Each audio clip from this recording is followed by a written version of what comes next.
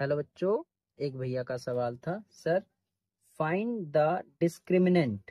क्या पता करना है बेटा? Discriminant of the quadratic equations 3x² minus 4x plus 2 equal 0 and determine the nature of its roots.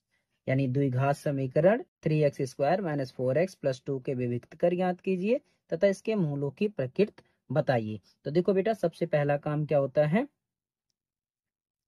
जो हमें इक्वेशन दिया है 3x² माइनस 4x प्लस 2, इसे आप कंपेयर कर लीजिए किसके साथ बेटा? ax² plus bx plus C.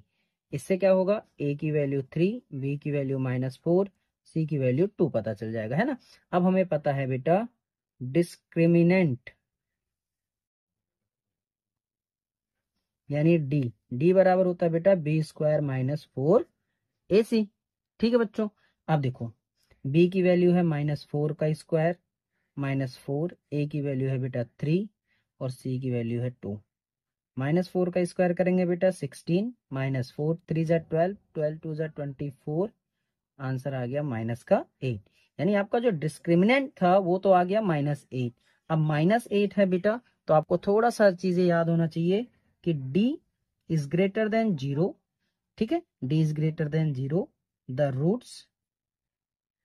The roots are real and distinct, right.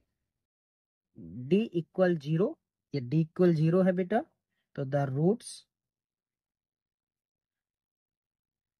Are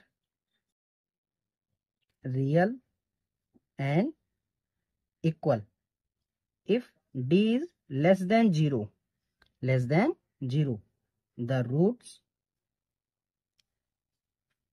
are not real। ठीक है बेटा, ये कॉम्प्लेक्स भी हो सकते हैं। यहां पर क्या था बच्चों, d की जो वैल्यू थी वो लेस देन 0 थी क्योंकि -8 था, इसलिए हमारा नेचर जो होगा बेटा, नेचर जो होगा क्या होगा बेटा?